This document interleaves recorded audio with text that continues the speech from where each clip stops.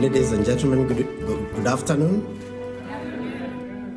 It's indeed a privilege for me and a great pleasure to have this opportunity to present to you the winner of the 2017 CCIH Christian International Health Champion Award. The board of CCIH has nominated Dr. Franklin Baer to be the winner of this award this year. And Franklin is a great public health leader who has dedicated his entire career in public health and health systems strengthening. He's been very passionate about innovations and creative health systems development, and has also been a keen supporter of CCIH since its inception. Dr. Baer was among the founding members of CCIH and proponent of including connections as part of the name and mission of CCIH. He helped CCIH transition from an offshoot of National Council of International Health Conference to become an independent organization. He established CCIH's internet presence by securing the ccih.org domain name and hosting its first website. He recruited Ray Martin to connect with CCIH, first as a board member and later as executive director. Dr. Baer has served CCIH in various capacities as vice president, as conference program chair, and as editor of the CCIH Forum. Through those efforts, he has continuously championed CCIH mission to connect Christians in promoting global health from a Christian perspective, especially in health systems strengthening. Dr. Baer has public health degrees from Antwerp, Johns Hopkins, and Tulane, but acknowledges that he became a health systems development specialist through 45 years of program design, implementation, and evaluation, primarily in sub-Saharan Africa. He and his wife, Letha, began as volunteers of Mennonite Central Committee for 7 years. From 1981 to 1991, he served as USAID's project manager of the SANRU Basic Rural Health Project. SANRU, as managed by the Protestant Church of Congo, shaped Congo's decentralization system, health zone system, including the role of faith-based partners as health systems managers. In 1991, Dr. Baer and his family were evacuated from DRC. After considerable thought and prayer, he realized that the closing door in DRC was opening a window to share his experiences. So he began working as an independent consultant under the name Baer. He has worked in more than 30 countries and led numerous USAID, World Bank, and faith-based teams to design health systems development and rebuilding projects. Although he is slowly easing into retirement, he continues working as an independent consultant, as a senior advisor to IMA World Health, and as vice president of SANRU NGO. And in his spare time, he manages a large network of Be More Creative quotation-inspired website to encourage thinking, working, and living more creatively. Ladies and gentlemen, may you now join me in making this presentation to Dr. Franklin Baer. This is 2017 Christian International Health Champion Award, presented to Franklin C. Baer, MHS-TM, Doctor of Public Health, SANRU and Baer, in recognition of your outstanding contributions to promoting international health from a Christian perspective. Congratulations. Thank you for your distinguished career. Thank you. You're welcome to make some favor.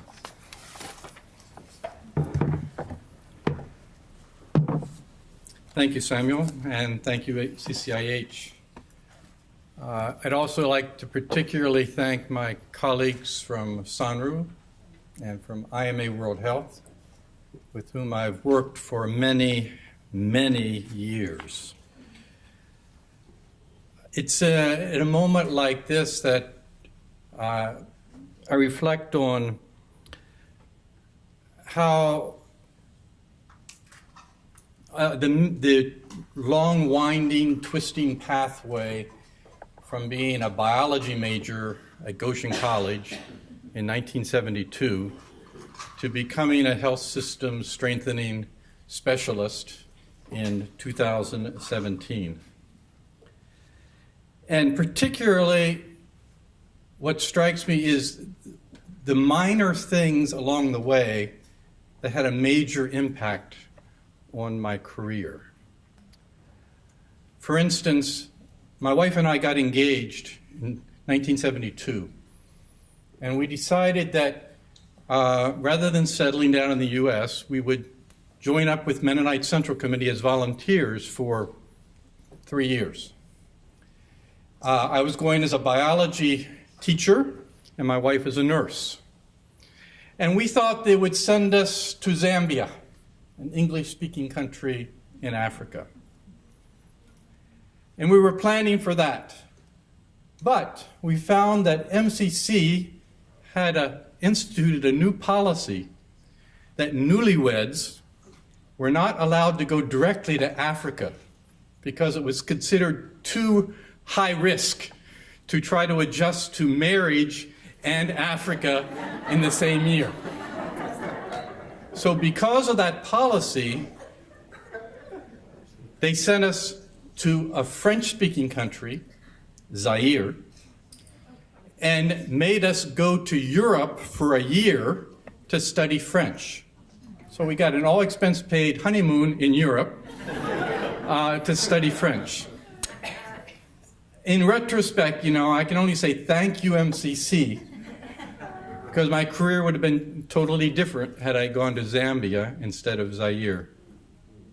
And once we were in Europe, we were studying French in southern France, and MCC remembered that, in order for my wife, by the way, in order for my wife to work as a nurse in Congo, she needed to take a course in tropical medicine. Maybe some of you have taken that course too. It's offered at Antwerp, in Liverpool, and in New Orleans. And so they shipped us off to Antwerp very suddenly for 4 months so she could take that course, which was given in French or Flemish. Well, I was studying French so that I could teach biology when I went to Congo. And the thing about Antwerp is, and many of you might know, is they don't speak French in Antwerp. They speak Flemish, and they don't want to speak French in Antwerp. And there are no tutors in Antwerp to teach you French. So I was debating commuting, making a daily commute to Brussels to study French, when someone, I forget who, suggested, well, why don't you take the course with your wife? After all, there's a lot of biology in tropical medicine, and the course was open to anyone. So we took the course together, 4 months of intensive study in French of tropical diseases, all the insects, all the bats, all the rats, and everything that goes along with tropical diseases. I loved it. She loved it. She helped me with the medical part, I helped her with the biology part, and we got through that course very successfully. And it was that course that really set me on a direction to study tropical diseases and public health. Thank you, Antwerp, for that. Well, we finally did end up in Congo, and as things would turn out, I went there to teach biology, so I ended up teaching physics and art for 2 years. That's the way things go with MCC sometimes. But despite that, or maybe because of that, that sharpened my interest in tropical diseases. And at the end of our 2 years in Zaire, MCC came forward and said, we've got an offer for you that you can't refuse. I said, okay, what is it? And he said, we'll pay for your master's level studies, full scholarship, full stipend, wherever you want to go, wherever you can get in, if you sign up for 5 more years. Well, signing up for 5 years when you're 22 or 24, I forget how old that was, no, I was 25, is a big commitment, but we did it. And that's what brought me to Johns Hopkins for a year study of Masters of Health Science in Tropical Medicine. I'm not even sure if Johns Hopkins offers that program anymore. It was a 1-year program designed for laboratory research. And it was there that I encountered the legendary professors of Carl Taylor, Frederick Bang, and Henry Moseley. I was actually doing research, laboratory research, in mosquito genetics. There's a professor there, Melon Trippus, who's very well known for studying the genetics of mosquitoes. And I was helping him look at the genetics of mosquito resistance against elephantiasis. And to do that, I had to raise mosquitoes and feed the mosquitoes on little gerbils and dissect the mosquitoes. And I learned through all that. I had a lot of respect for laboratory research and learned that that was not what I wanted to do for the rest of my life. So one day I was in the International Health Library, and I happened to pick up a magazine called Contact, which was mentioned yesterday. And here it is. This is what I picked up. Contact 13 is devoted to rural health.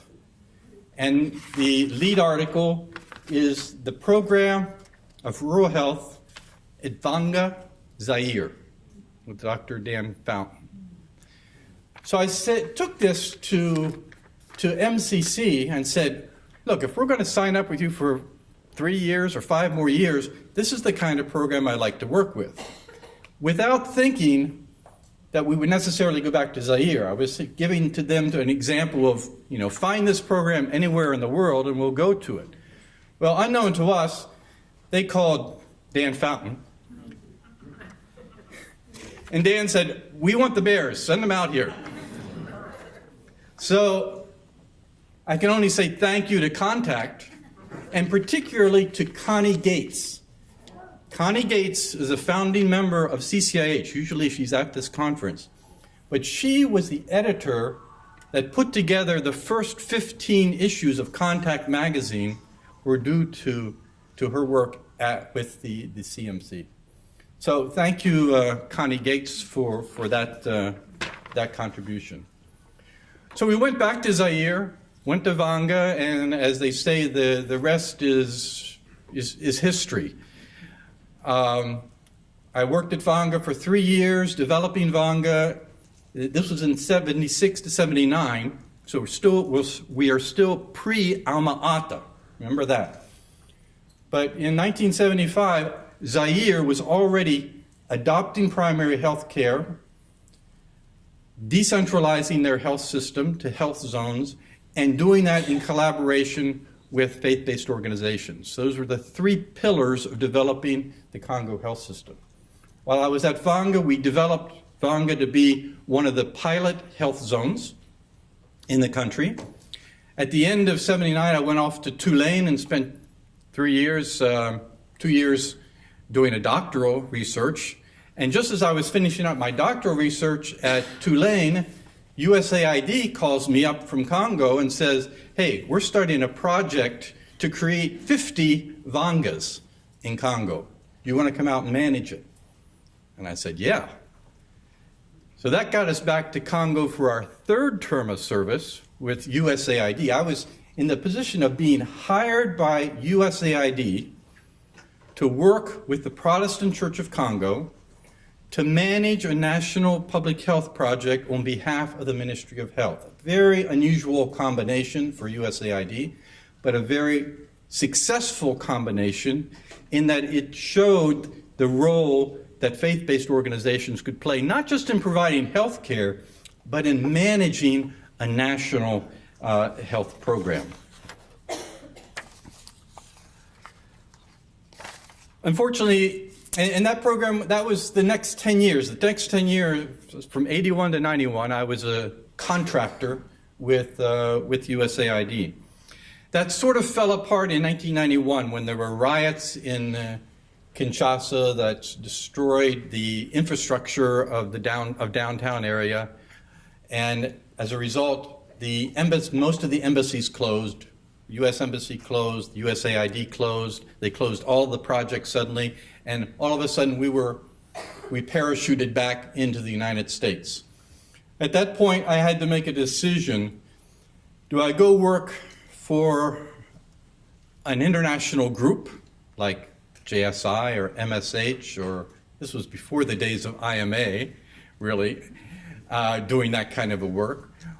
Do I work for a group like URC, or do I try my hand at being an independent consultant? And so I decided to try consulting and found that I liked it and that I fit a particular niche because I had worked with groups like USAID and the World Bank. I had some respect from them, yet I had also worked with faith-based groups, and it provided me opportunities in a number of countries to bring those two together in designing health systems, for example, for USAID in Cameroon, to make sure that the faith-based organizations were included in the project that USAID was funding. Similarly, in Haiti, in Liberia, in 20 different countries where I've done that sort of work. So looking back, I'm intrigued by, the what-if questions. What if MCC had not had that policy? What if we had gone directly to Zambia? What would have happened? What if there were French-speaking tutors in Antwerp, and I hadn't taken that course? What if Connie Gates hadn't been there to produce Contact 13? My career, I think, would have been very, very different. Life is full of minor and major events that influence our lives in known and unknown ways. In retrospect, it's apparent for me that God's hand directed us down a particular series of pathways and will continue to do so in our future. As Proverbs 16:9 says, "A man's heart plans his way, but the Lord directs his steps." There's a certain combination of verses that I like to conclude with from 1 Corinthians 12:6 and Ephesians 4:12 that celebrate the diversity of our work and at the same time the unity of that work. And I hope that this can encourage us to go forth from this conference with a renewed boldness and energy. There are different kinds of working, but the same God works all of them in all persons to prepare God's people for works of service so that the body of Christ might be built up. Thank you very much.